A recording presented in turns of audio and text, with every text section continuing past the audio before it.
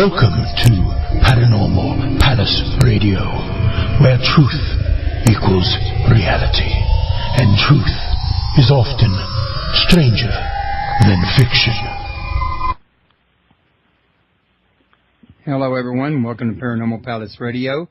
Joining me tonight is Malik Jabbar, and he's got several books out on the astrological foundation of the Christ myth, and we're going to be delving into that tonight. And he's got some books out on Gnosticism, and, well, here's one, the astrological foundation of the Christ myth, the astrological foundation of the Christ myth, book 4. So, yeah, he's got them out in 3 or 4 books, in other words. Now, if you'll scroll down underneath the chat room, underneath the call-in number, which for those listening at another location, the call-in number is 832-632-7904. If I don't pick up the phone right away, or if it answers call notes, just call right back. Sometimes I'm waiting for a break in the conversation. Anyway, scroll down below the phone number to the astrological foundation of the Christ myth. You'll see Malik's picture and his biography, and underneath that you'll see a little widget with his books in it.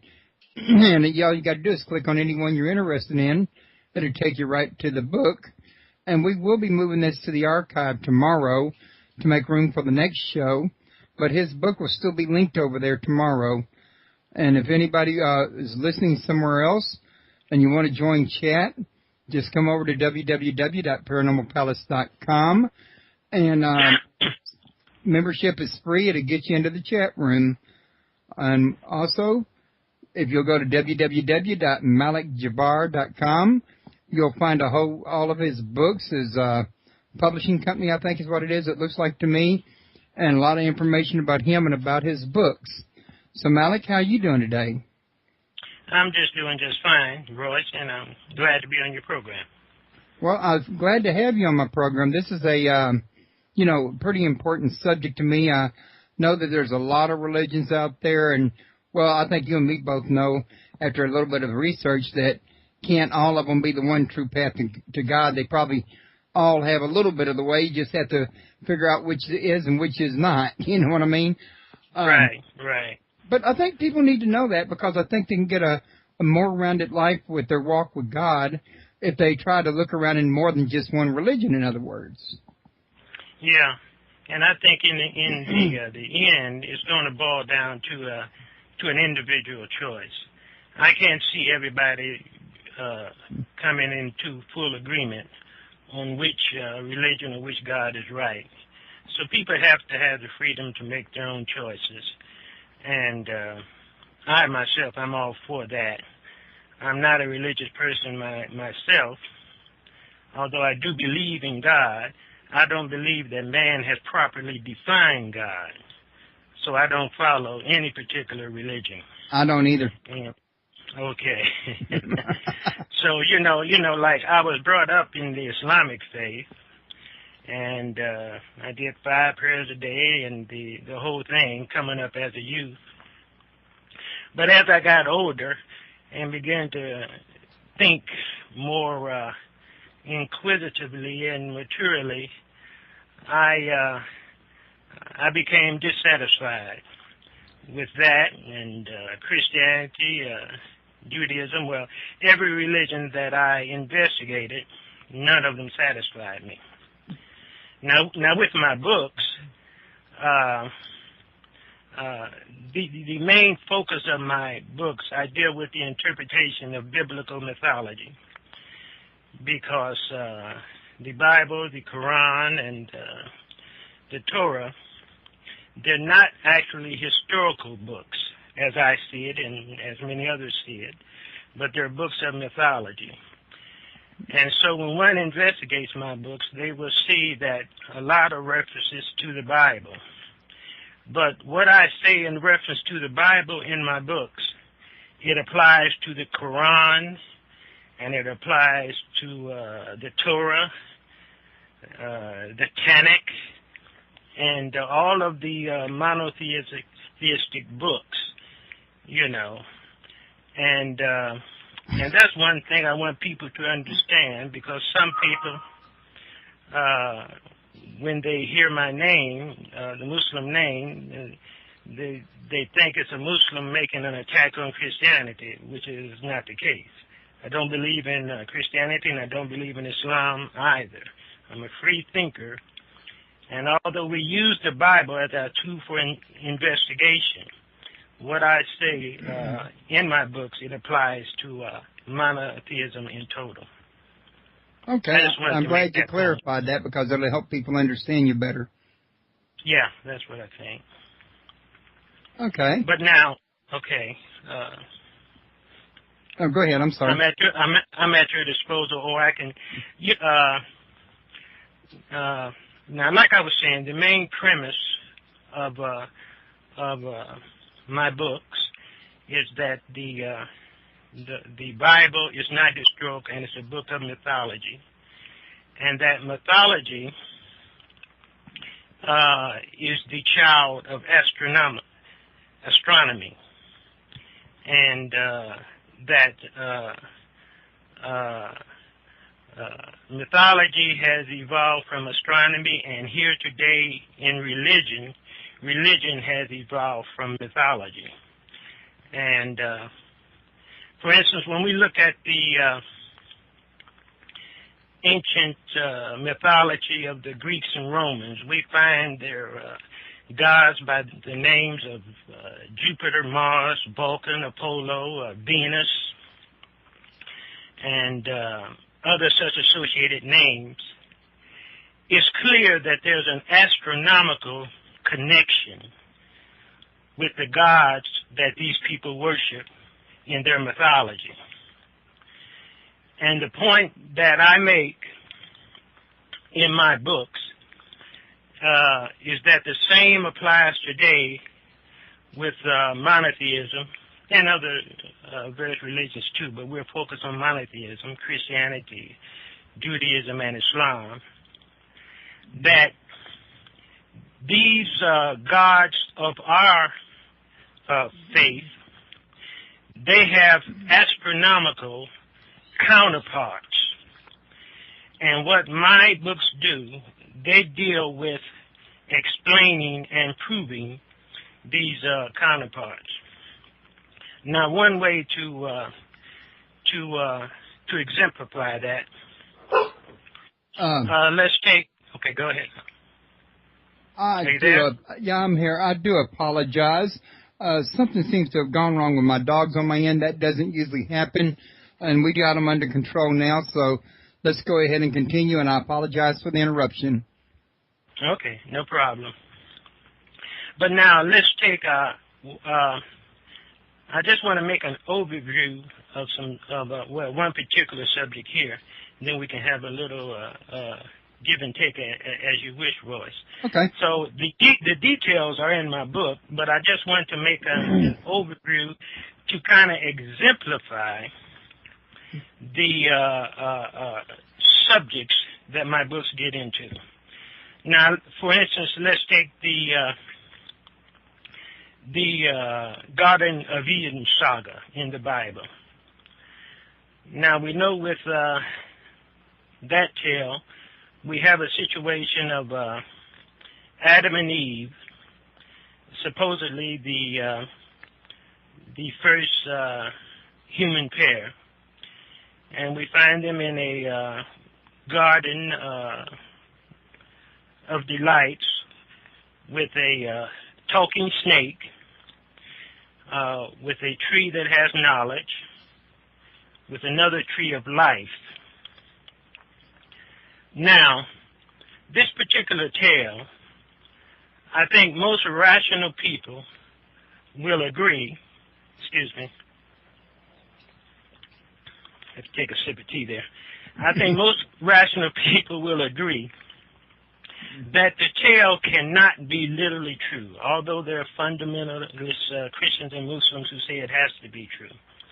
But I think most of us who think rationally about that scenario depicted in the Bible know that it just cannot be true. And now either it's just total nonsense, for a rational thinking person, or it must be symbolic of something.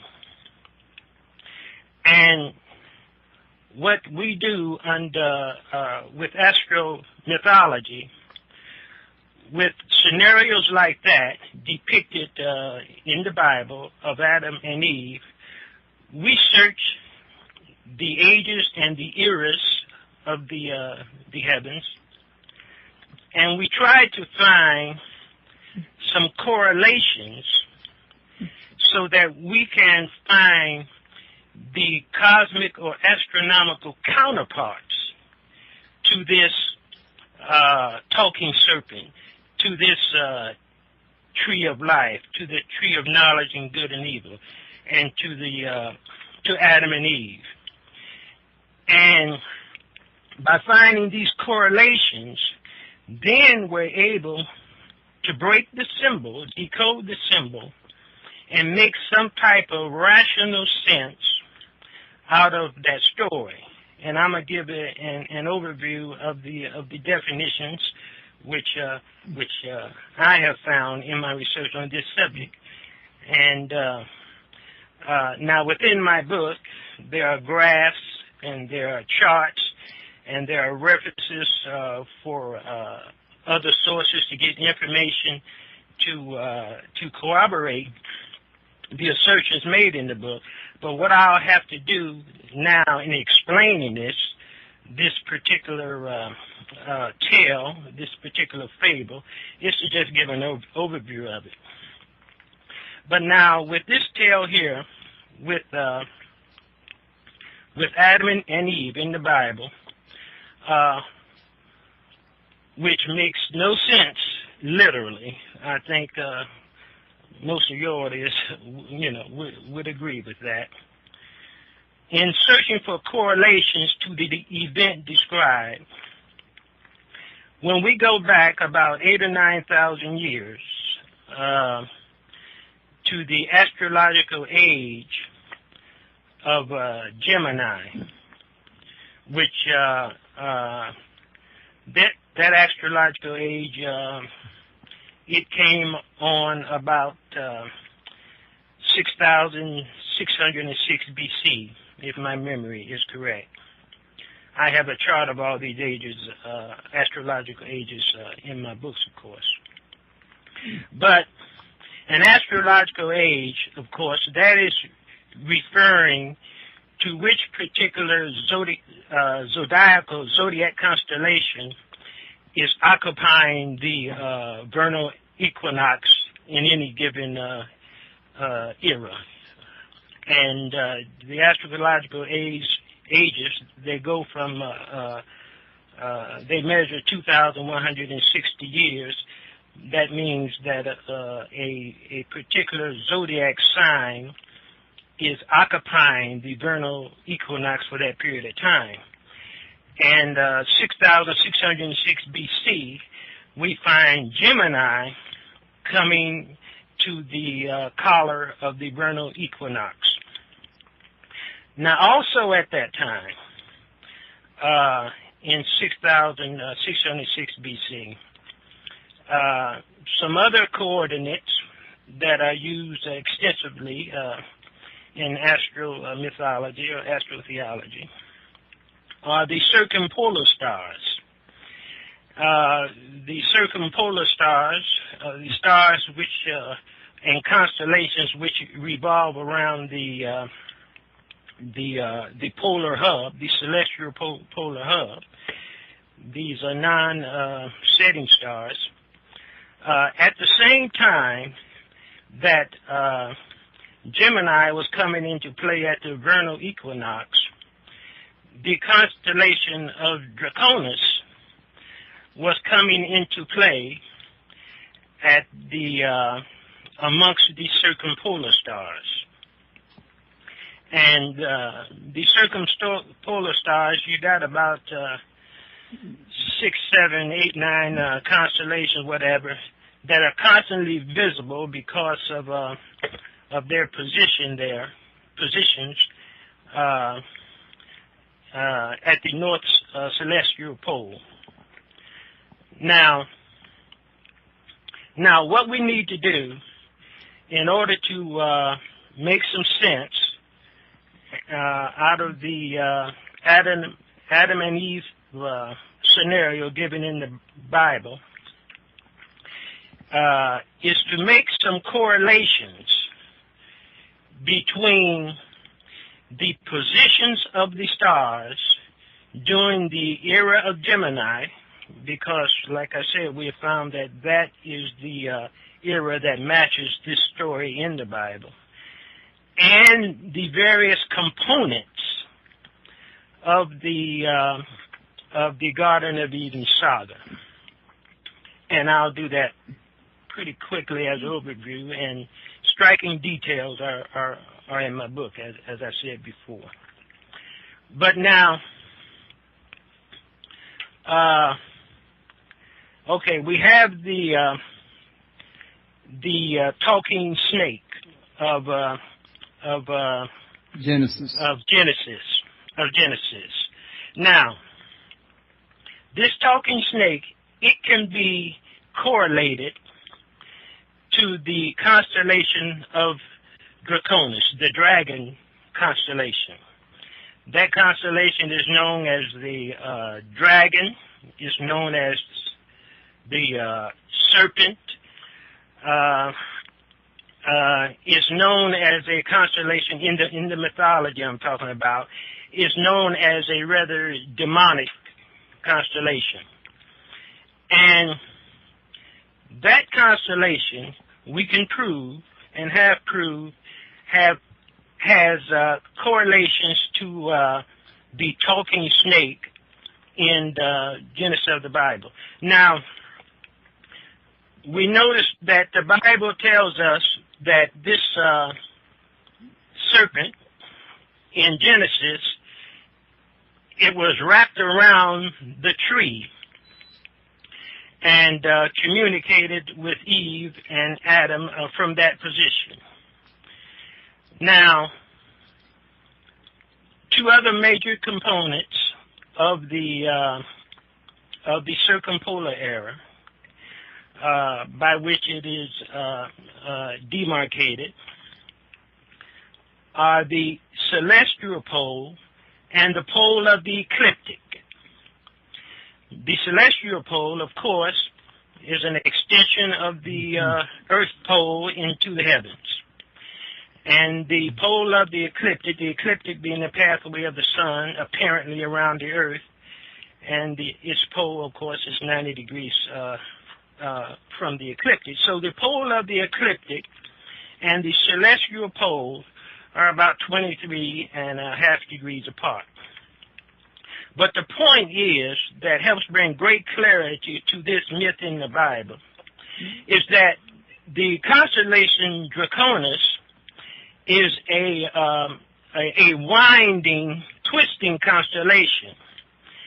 And when you look at the charts that shows this constellation in the sky, it actually wraps around the pole of the ecliptic. Hence, by giving meaning to another component of the Eden saga, if we substitute the term pole for tree, and we got to think in terms of how the ancients thought thousands of years ago when they viewed these heavenly apparitions, and using descriptions for them that were germane to their environment, we can see the pole of the ecliptic as actually a tree, and Draconis wrapped around the tree, and this gives meaning to the serpent within Genesis wrapped around the tree. The constellation of Draconis wrapped around the pole of the ecliptic in the heavens.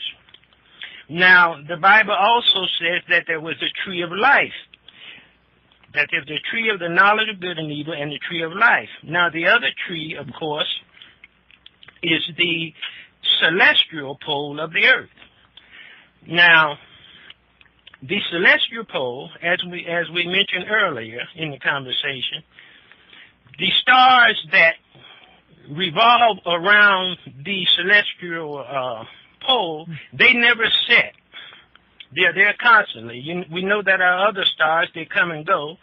We don't look at the same stars overhead from month to month, except for the circumpolar stars. They never set. They are there night after night, season after season. And so although in this time we say they never set, we can see the ancients saying, believing that there were spirits in the heavens and so forth, that those stars never die. They live constantly. They live from season to season, from year to year. They're always seen, the circumpolar stars. So we can see, as envisioning how they saw these things, with the hub that these stars in constellation revolved around, these ever-living stars that never die, this hub was viewed in their picturesque language as a tree of life, which the constellation and stars that never die revolved around. This was a source of that life in their picturesque language. So here we can see, in a brief overview, that a story within the Bible and the Quran and so forth that absolutely has to be viewed as an absolute fairy tale, when we look for correlations on the basis of astrotheology, we can find some matches, some counterparts that bring some sense to this story. And we can see that it's not mere nonsense, but it has a symbolical meaning. And with this understanding of the various cosmic components or correlations to the biblical personalities and of Adam and Eve and the serpent and the trees and so forth, this, with a little more knowledge, can help us make sense of the whole saga, the whole story that is given on through the expelling of Adam and Eve from the garden, and et cetera, et cetera. We can make sense of this whole scenario by bringing forth correlations from the cosmic arena. So, in a nutshell, I'm trying to give an overview of the type of material that my books delve into. Right. Well, I would have one question right now. Is there a way to know what the stars, where they were located at back in the days of the beginning? Is a way to know where they were located at? Well, yeah, because as time goes on, the constellations and that move, right? Yeah, exactly. Now, actually, yes. In fact, they're the astronomers. They have charted the heavens. In fact, there are software programs, and really, I think you can go on the internet too to find software programs on the internet, whereas you can pick out various dates going back thousands of years or going forward thousands of years on this astronomy software, and it will give you a picture of how the stars are situated in any particular era. Now, back at the time when I researched this information that I just imparted to you about Draconis and its position in the era that began 6,606 BC, I used some of that astronomy software to get a picture of how the skies looked during that period. And that was when I saw the correlation there. Now, the appearance of the skies in terms of the position of the stars, like you just noted, they're changing at the rate of 30 degrees every 2,160 years, and that breaks down to about 1 degree every 72 years. The appearance of the stars, or I should say, the stars shift westward in their positioning. But now, but nowadays we have software that can actually give us a picture of it. Wow, I'd have to get me some of that software. Yeah, just go right on the internet and put in the various keywords and you bring it up. I mean, there's software, plenty of software available, and really any book, well, mostly I would say a magazine on stargazing or magazine on astronomy and so forth. Generally, when you buy one of those magazines, they have advertisements in there for astronomy software. And for any era you want, or for any date, I mean, you can go forward 2 or 3 years or thousands of years. It can show you a picture of the sky, the coordinates that would match the date. So you could go back and find the Star of Bethlehem if you wanted. If you knew what to look for, and like with something like that, the Star of Bethlehem, I wouldn't be looking for that myself. You know, just like with the Bible story of the Star of Bethlehem, that the wise men, they saw this star and they followed it and until it led them to a position where it was over where Jesus lay. But now, when you think about that, that's just absolutely impossible. I mean, for a star to do that, because I mean, we can look up from where we are right now and see a star, and we can go perhaps 500 miles or so forth and look up and see that same star. I mean, a star can't be pinpointed so as to point to an address. That'd be the same thing as the story of the sun standing still. Yeah, right. Or sun standing still. You know, like we're told in the Bible about who was that? Joshua, who called God to help him in this battle, and the sun and the moon stayed in their courses. So these things can be literally true.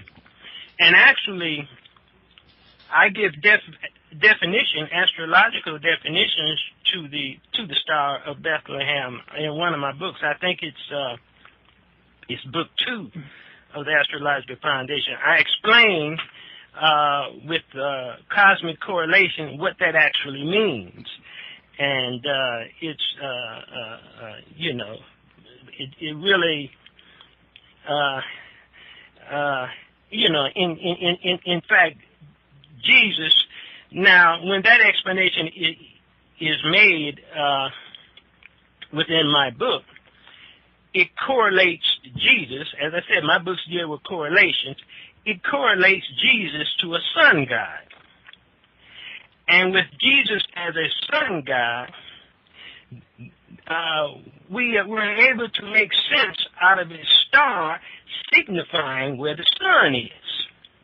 So I show in book 2 of the Astrological Foundation of the Christ myth how that story of the Star of Bethlehem, so to speak, of finding Jesus, is really referring to a star or group of stars showing the position of the sun where it laid at a particular time. And like I said, the details of that are given in my book. But that's what my book deals with, is interpreting things like that. Okay. Now, on these here, why would they be telling mythological stories about, say, back in the days of Genesis, about the constellation Dracos. Was it anything to do with the agriculture, or were we supposedly having visitation from there, or what? That's it, exactly, agriculture. You know, this whole scenario, like I said, mythology is a child of astronomy, and religion is a grandchild, because religion has come to us from mythology, and astronomy was the beginning of it all. But all of it dealt with the tracking of time. We have to go back into prehistory, and we have to try to put ourselves in the position of our ancestors trying to struggle to survive in a sometime hostile environment. And nothing was more important to them than time. They had to know the proper time to plant. They had to know the proper time to harvest. They had to know the proper time to migrate.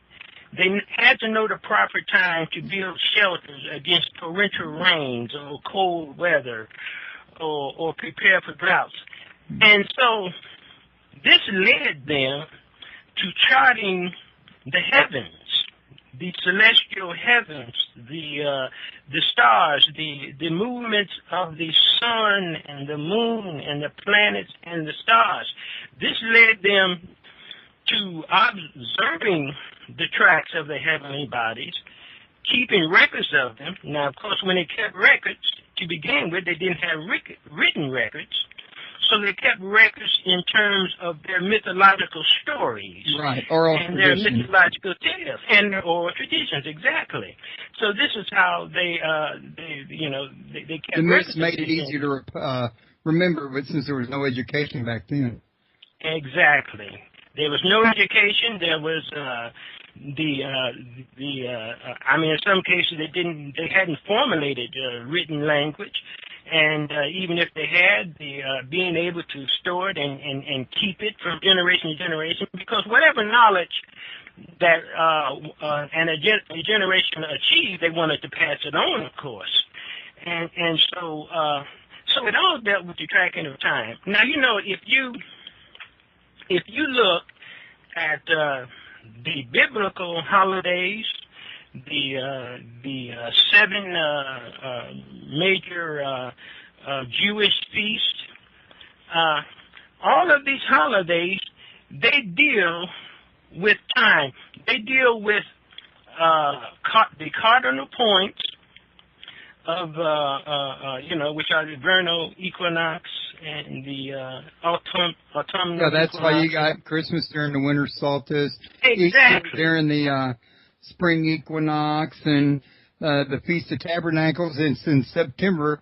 I think that's what, harvest, or? Yeah, yes, September, yeah, that would be harvest. And like, you know, of course they have, the Jews, the Rosh Hashanah, and the Yom Kippur, and like you say, the Tabernacles, I think they call it Sukkot. All of these things, like you say, they deal with harvest, or they may deal, or I should not say or they're dealing with the position of the sun, which is an indication of harvesting and planting and so forth. Seed time, harvest time, etc.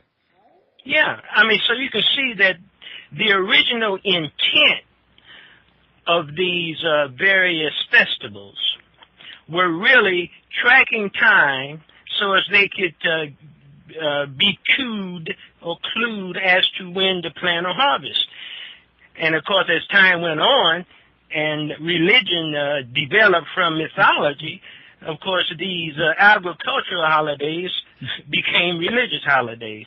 But originally, it all dealt with tracking time. So that's why they were interested in the stars and the planets and sun and so forth. It was ordered to track time. Now, otherwise, I'm sorry, I didn't mean to interrupt you. No, you're okay. I was just going to say, otherwise they would have probably starved to death, not knowing when to plant or harvest. Right. Okay, I'm ready. Now, that makes good sense. Now, what I'm thinking is this same principle, pardon me, must apply to the story of Jesus' birth, because everybody knows that a virgin does not give birth to a child. They already had one story for agriculture, seed time, harvest, etc. So what would be the purpose for the Christ myth? Yeah, well now, there's more than one category of mythology, of course. And, I'm going to go and give it one, I would say, a solar explanation of what you just asked. But, of course, there's more than that. I mean, we know that literally a virgin cannot give birth.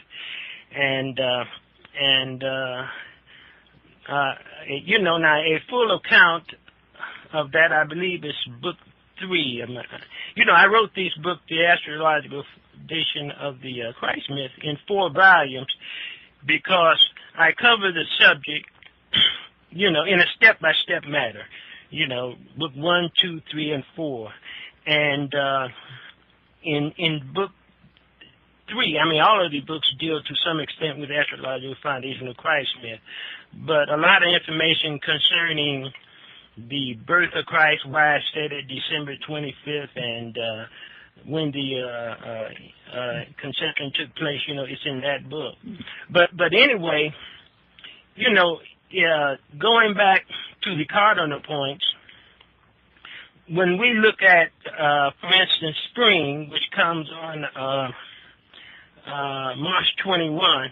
Now, in the mythology, that particular the vernal equinox is looked at as a time of conception. Now, we know that with spring, the earth becomes fertile and is ready for planting and so forth, and is ready, in a sense, to receive insemination, even though we may not start planting right at spring.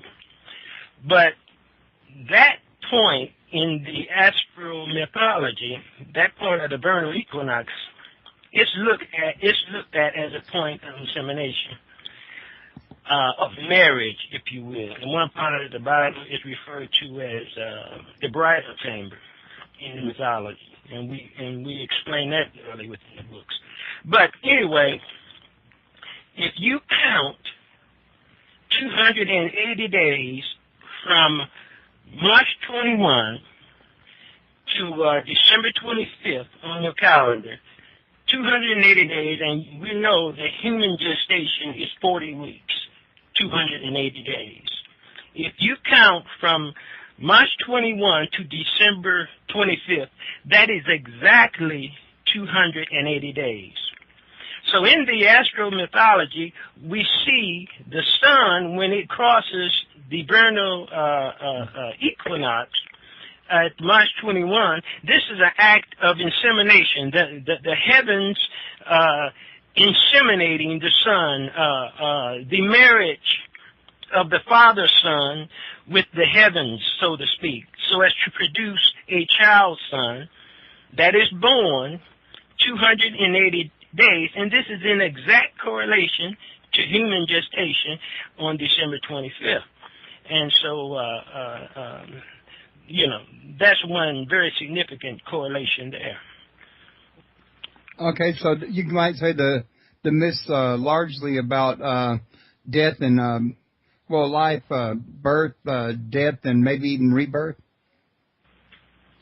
Right. Well, because, that's a very good question because, like I said, there's more than one application to the symbolism. Now, with Jesus Christ, I don't look upon Jesus Christ as a historical figure at all. I mean, we can't find any consistent, credible evidence outside of the Bible or Quran that Jesus actually ever lived, or that Moses, or that Abraham, or any of these fellows. Like I said, these are myths, written in, symbolic stuff.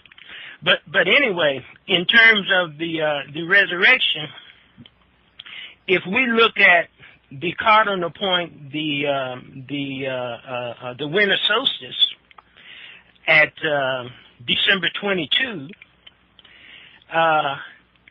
and we know solstice means stand still, and we can see from December 22 to December 25, when Christ is born. In another phase of the mythology, this actually is referring to the resurrection of the sun, because they looked at the sun when it went into winter solstice. Now, that's the lowest point of the sun's trajectory throughout the year, you know, in the winter months of the winter solstice, when it hits the winter solstice. They saw that as the sun going into a grave or into the cave, and it stayed there for 3 days. Now, that's a position at either solstice. The sun seems to stay in place 3 days because the solstices are pivoting points. At the lowest point, it hits there, and we can't see its movement back up toward the north until after 3 days. And that was viewed as a resurrection of the sun from the grave of the winter solstice. Now, in the Bible, we have about Jesus being resurrected after 3 days in the grave or cave or what have you. And you can't even find 3 days between being killed on a Friday and resurrected on a Sunday morning. That's about 1.5 or 2 days. But the actual 3 days, that is really symbolism of the sun being resurrected from the position of the winter solstice on December 25th. Okay. Now, on this here, the astronomical or astrological connection, does that have anything to do with there being 12 tribes and 12 disciples? Well, yes, indeed. Because now, when we, you know, like you and I were talking a little earlier, before we came on the air, about how when we look back in history at the older religions, they seem to be in many ways so similar to what we have today. Right. And really, it's because the symbolism hasn't changed. All religions, all of the major religions that I'm aware of, especially monotheism, but not limited to monotheism, they deal with symbolism in their origination. I'm talking about, they're dealing with the symbolism of the heavens. So this can cause us to find similarity from religion to religion, because they're all symbolic of the same underlying events. So you find in the Old Testament, you find 12 tribes. And, you know, like I said before, this is all mythology. There never was any 12 tribes of Israel. This is just a story that was written up. You can't find any 12 tribes in actual history. I mean, the whole Egyptian slave scenario and so forth, you can't find that in actual history. This stuff comes out of the Bible and Quran. But my point is, you have the 12 tribes of Israel, and this correlates to the 12 signs of the zodiac. And so when you come into the New Testament, you have the 12 apostles.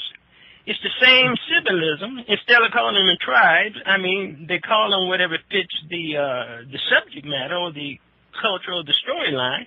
They're called apostles. But the 12 apostles, they're symbolizing the 12 zodiac constellation, just like the 12 tribes of Israel was symbolizing the 12 zodiac constellations. It's all the same symbolism. Okay, so are there any other messages inside of this that we're unaware of? Well, now, I would say that there's always more to learn. I know that I'm always learning more, more myself. But now what I deal with... learning, I might stop living. I'm not sure. Sorry. Exactly. No, but I mean, that's exactly the truth, I mean, because, and it's amazing, I mean, a man was telling me a couple months ago, talking about an experience that he had, and I mean, he's quite elderly, And, he was making the remark about how he's so surprised how he's still learning things. But, yeah, there's no end to life's learning. But now, I tell you now, one thing that comes to my mind that I can mention kind of briefly as to give another example of the type of things we interpret with my books. And like I say, I can just give you an overview because this is really kind of convoluted in a way when you don't have charts and graphs. Within my books, I provide charts and graphs to help the explanation. And of course here, right now, we're just dealing with words, and so things can't be as clear. But now, in Genesis of the Bible, for instance, we're told that God created the world in 7 days. It was 6 days of work, and he rested on the seventh day. Now, that well, like I said, it's plain mythology, so I should not have to prove that it's mythology, but I mean, whoever witnessed God doing that, of course, we're told that it's a revelation from God to Moses, I guess. But really, that the 7-day creation period, or the 6-day creation, 6 days of rest, it itself has potent symbolism referring to the keeping of time, to tracking time. As I said, this whole religious thing, not that it was planned that way, it started with tracking time. It started with astronomy, tracking time, then mythology evolved from astronomy as a symbolic way to keep the records of tracking time. And then when religion finally evolved, it took on the aspects of the mythology and just changed the names of the angels and demons of mythology into the prophets and angels and so forth, and devils, what have you, of religion. It's just a changing of name of the same subjects, as we just discussed with the 12 tribes and the 12 apostles, all referring to the 12 signs of the zodiac. But anyway, the actual what the creation story in Genesis is actually describing, it's describing the commencement of the Hebrew calendar system. And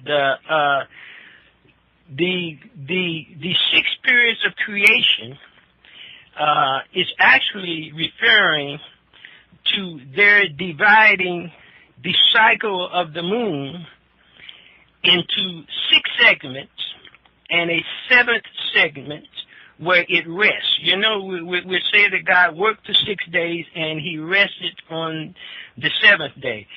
This actually refers to the moon god sign, S-I-N. This is what the name of the moon god. I mean, the Semitic people, historically, anciently, I mean, and even today it holds over, they were worshipers of the moon god. You know, some people worship the sun god. They worship the moon god. The Semitic people, that includes the Arabs, the Jews, the Akkadians, who ruled the land of the Mesopotamian area there about 3,000, 4,000, 5,000 years ago, whenever it was. These were Semitic people, and they worshiped the moon god sign. And this moon god refers to the moon. So the god working 6 days and resting on the 7th, and like I say, I'm just giving an overview. A detailed explanation of this, I believe, is in Book 3, the first chapter of Book 3. But the resting period where God rests, I prove with all the provided information on the cycles of the moon and so forth. This is actually referring to when the moon rests, which it rests for, it goes into darkness, 2 days and 5 hours and 11 minutes and 20 seconds of every cycle. The moon goes into darkness, whereas we can't see its light. That was referred to as resting. And now you notice, if you read this portion of Genesis about creation, some people think that the editors made a mistake, but on the first day of creation, God created light. But then, on the fourth day of creation, God created light again. It says that God created the sun and the moon on the fourth day of creation. Well, it started off on the first day it created light. But the point is, they didn't make a mistake. This is right in accord with the symbolism. Because they're talking about, in this scenario, the phases of the moon. The moon begins with the new moon, which is the first sliver of light. And after the moon progresses, waxes in its light, as they say, from the first stage to a middle stage to the last stage, it hits the fourth stage, or the beginning of the fourth stage, where it is a full moon. So in this, you have the first creation of light given to you in Genesis, the occurring on the first day, and the fourth day, light being created all over again. That is referring to the new moon on the first day and the full moon on the fourth day. And then on through the fifth and sixth day, God rested. Why? Because that's when the cycle ends and the moon goes into darkness, into a resting period that lasts 2.5 days. And like all the details, like I said, are given in my book. And in fact, even the Jews themselves have provided us with so much data on this, it's easy to prove what I've just given an overview of, because they set the beginning of creation of the world at 3,761 BC on a Monday, Jewish time, at 5 hours, 11 minutes, and 20 seconds, which in our mode of keeping time, it would be 11 p.m. And 11 minutes and 20 seconds on a Sunday. But with them, of course, their day beginning at 6 o'clock in the evening, this is their Monday. But their records of creation, as they give it in their religious teaching, take us back to that time, to the exact date and date. In fact, they give the date of this creation as a time equivalent to October 7th, as I said, on a Monday. But anyway, when you check the star charts for that date, you can actually see that that date is the date of when the new moon appeared in 3,761 BC. This creation story, that's what it's describing. The beginning of their calendar system with the new moon of 3,761 BC on a Monday Jewish time at 5 hours and 204 parts, or halakam, if I'm saying it right. They use the term halakam. It's derived from a helek, which covers 3 1/3 seconds.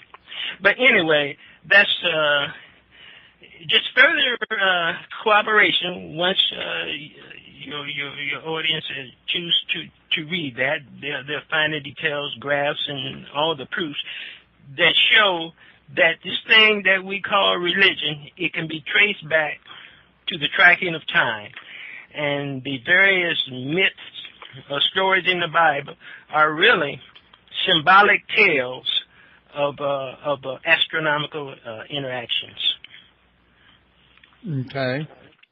Well, listen, I was going to say we've been on here about an hour now, and I was wondering, have we covered everything that you wanted to cover, or is there some things I've missed? No, not too much. I'm going to say one other thing right quick, because I want to force home the thought that we're dealing with the tracking of time. A lot of people, they ask me, how can religion be astronomy? It's hard.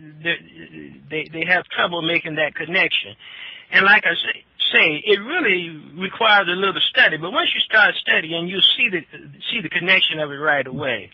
But it's not knowledge that can be transmitted just verbally. You have to really look into it. If it interests you to do so, and you see the connection. But what I want to mention before our hour expires is that even with this scenario about, say, Noah and the Great Flood, and, being that there's been so many floods reported throughout ancient history in various parts of the world, people think that's a true story of a flood. But actually, that story is pure mythology, and I've shown the astronomical correlations to that story. And the best clue to show that Noah was actually a calendar and not a person is that the flood is shown as starting on his 600th birthday. On the first day of the month, it coincided with his 600th birthday. And the flood waters are said to have subsided on his birthday, on his 601st birthday. After exactly 1 year. That's a clear indication that this flood story is really some type of time-keeping event which measures the course of one tropical year. And the 40 days rain, the 150 days that the Bible tells us of the waters wreaking havoc before the boat landed upon the mountain of Ararat, what have you, which actually refers to the vernal equinox. And the 40 days, I've explained that several times in just about all the books, the 40 days rain, what that symbolizes. What I say, within my book, the exact correlations are shown that proves beyond any reasonable doubt that Noah was a calendar and not a person. Okay. That would make perfect sense. Yeah. And it also explained why they couldn't find all the rivers to the Genesis story. Say that again? It would also explain why they never found all the Garden of Eden and all the rivers that ran through it, because they never really existed. Yeah, exactly. I'm going to tell you, I kind of stumbled into writing, being honest with you, several years ago. But one of the things that inspired me to do so, after I had studied and came to my own personal enlightenment, I remember I was looking at a TV program, I guess 20 years ago, whatever it was, and these highly educated professors and scientists from some university, they were climbing up the mountain somewhere in Turkey looking for Noah's boat. And I looked at that and I thought to myself, how in the world can people of this caliber actually think that they're going to find a boat up on a mountain somewhere in Turkey? But really, it just brought home to me that the smartest people, or the allegedly smartest people in this world, aren't as smart as we think they are. And because it's just, it's pure mythology. And once you get into the details of it, and the correlations, they fit so beautifully, it's just hard for a rational mind to deny that the Bible, Quran, and so forth are actually not historical books, but books of astronomical symbolism in great part. And they all tell the same basic story. They're all same basic story over and over again. Exactly. All righty. Well, I got to tell you, it's been a, fascinating hour, and it sounds like you got a lot of details covered in your books that it probably takes some time to read and some time to absorb. I would really recommend anybody to look into them and to, see what they had to say, because if you got charts and everything in there, it should be pretty easy to understand. Yeah. I mean, charts help, being able to see something. I guess they say seeing something is worth 1,000 words or something like that. So, yeah, there's plenty of charts to help. But, yeah, I appreciate you having me on here, Royce, and giving me the opportunity to explain some of these things to your audience, and I'm thankful for the invite. Really am. Well, I was planning on holding on to your information for perhaps a future date somewhere down the road. Oh, yeah, for sure. Yeah, for sure. I don't come out that often, but, I enjoy coming out and being asked questions like you've asked me, which helps stimulate my thinking and helps me to explain these issues, because some of these issues are really they're not complicated in of themselves, but they're complicated if you're not familiar with the subject. Yeah, I think that helps me. What helps me is I'm familiar with the subject. Exactly. But when I try and talk to people, they want me to explain things to them verbally, and especially people close to me, family and so forth. And I try and convince them, hey, you have to read first. You wouldn't ask a brain surgeon just tell you how to to do brain surgery. You realize you have to study it. Not trying to compare myself to a brain surgeon, but I say some of these things, in order to really understand it properly, you have to take time to read and study the subject, and also have I suggest that people, if they're not into the subject, that they get a handbook on astronomy, stargazing, and so forth, so that they understand the coordinate system and the and so forth, and this will help them understand better the subject matter. Yeah, make it seem a little bit less like Greek. Yeah, right. Right. All right. Exactly. Well, listen, I suggest maybe next time you come on, we try to shoot for a Saturday during the middle of the day, like, say, 1 o'clock or so, because that's when it's a little easier for me to devote a couple hours, because I don't have to get up early and get my kids up. Oh, okay. All righty. Yeah, we'll shoot for that, and we'll be in communication with each other, and that sounds good. That sounds good. And we'll set up a time. I was glad that I was able to coordinate with you for this event, and it's been convenient for me. This is a busy time. I got several grandchildren. Well, I got 2 graduating this month, and so forth, and other mundane things. But this worked out fine doing it as we're doing it, even though it's not the best time.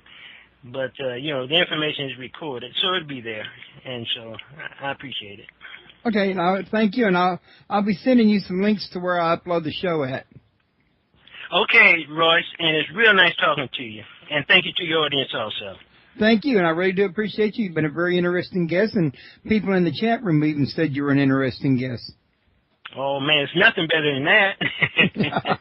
Okay. All right, Royce, thanks a lot. Thank you. Bye-bye. Okay, bye-bye. Okay, everybody. Just to let y'all know before y'all light out of here, little reminder, I'm going to be having 3 shows next week. Actually, this Saturday I'm going to have Norio Hawakawa. We're going to talk about his part in the Sacramento UFO Conference, and that's this Saturday, June the 2nd at 1. Then Monday at 8 p.m. we're going to have Robert Taylor, A New Way to Be Human. And he was scheduled in the past, but had a death in the family, and now that's all been taken care of. And Tuesday, June the 5th, my regular show will be Gordon Johnny Noto at 8 p.m. for 2 hours.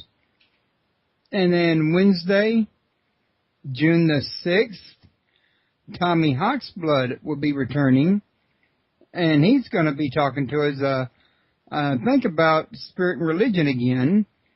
And then next Saturday, it's going to be Michelle Maney about her part in the Sacramento UFO Conference.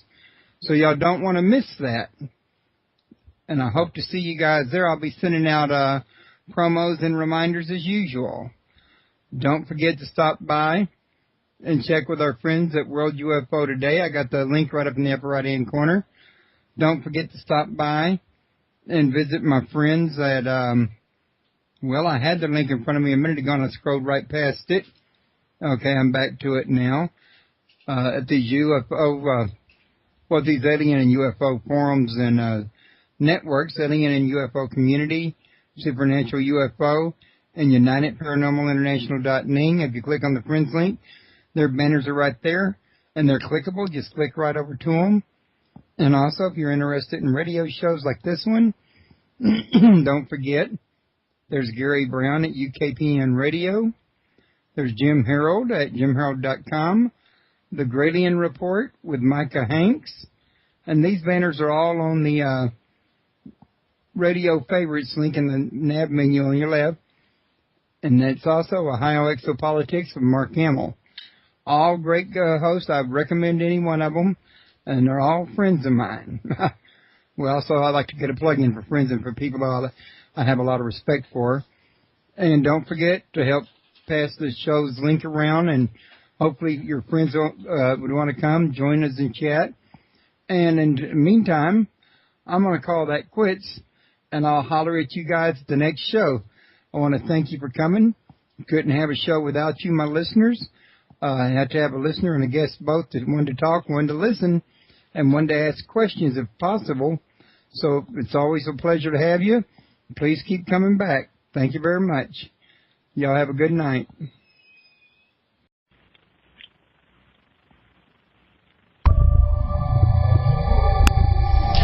Welcome to Paranormal Palace Radio, where truth equals reality, and truth is often stranger than fiction. Hello, everyone. Welcome to Paranormal Palace Radio. Joining me tonight is Malik Jabbar, and he's got several books out on the astrological foundation of the Christ myth, and we're going to be delving into that tonight. And he's got some books out on Gnosticism, and, well, here's one, the astrological foundation of the Christ myth, the astrological foundation of the Christ myth, book 4. So, yeah, he's got them out in 3 or 4 books, in other words. Now, if you'll scroll down underneath the chat room, underneath the call-in number, which for those listening at another location, the call-in number is 832-632-7904. If I don't pick up the phone right away, or if it answers call notes, just call right back. Sometimes I'm waiting for a break in the conversation. Anyway, scroll down below the phone number to the Astrological Foundation of the Christ myth. You'll see Malik's picture and his biography, and underneath that you'll see a little widget with his books in it. And all you got to do is click on any one you're interested in. It'll take you right to the book. And we will be moving this to the archive tomorrow to make room for the next show. But his book will still be linked over there tomorrow. And if anybody is listening somewhere else and you want to join chat, just come over to www.paranormalpalace.com. And membership is free. It'll get you into the chat room. And also, if you'll go to www.malikjabbar.com, you'll find all of his books. His publishing company, I think is what it is, it looks like to me, and a lot of information about him and about his books. So, Malik, how are you doing today? I'm just doing just fine, Royce, and I'm glad to be on your program. Well, I'm glad to have you on my program. This is a, pretty important subject to me. know that there's a lot of religions out there, and, well, I think you and me both know, after a little bit of research, that can't all of them be the one true path to God. They probably all have a little bit of the way. You just have to... talking serpent, to this tree of life, to the tree of knowledge and good and evil, and to Adam and Eve. And by finding these correlations, then we're able to break the symbol, decode the symbol, and make some type of rational sense out of that story. And I'm going to give an overview of the definitions which I have found in my research on this subject. And now within my book, there are graphs and there are charts and there are references for other sources to get information to corroborate the assertions made in the book. But what I'll have to do now in explaining this particular tale, this particular fable, is to just give an overview of it. But now with this tale here, with Adam and Eve in the Bible, which makes no sense literally, I think most of your audience, would agree with that. In searching for correlations to the event described, when we go back about 8,000 or 9,000 years to the astrological age of Gemini, which that astrological age, it came on about 6,606 BC, if my memory is correct. I have a chart of all these ages, astrological ages, in my books, of course. But an astrological age, of course, that is referring to which particular zodiac constellation is occupying the vernal equinox in any given era. And the astrological ages, they go from, they measure 2,160 years. That means that a particular zodiac sign is occupying the vernal equinox for that period. Got them under control now, so let's go ahead and continue, and I apologize for the interruption. Okay, no problem. But now let's take I just want to make an overview of one particular subject here, and then we can have a little give and take as you wish, Royce. Okay. So the details are in my book, but I just want to make an overview to kind of exemplify the subjects that my books get into. Now, for instance, let's take the Garden of Eden saga in the Bible. Now, we know with that tale, we have a situation of Adam and Eve, supposedly the first human pair, and we find them in a garden of delights with a talking snake, with a tree that has knowledge, with another tree of life. Now, this particular tale, I think most rational people will agree, excuse me, I have to take a sip of tea there.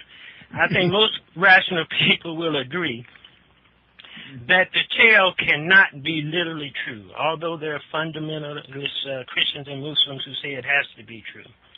But I think most of us who think rationally about that scenario depicted in the Bible know that it just cannot be true.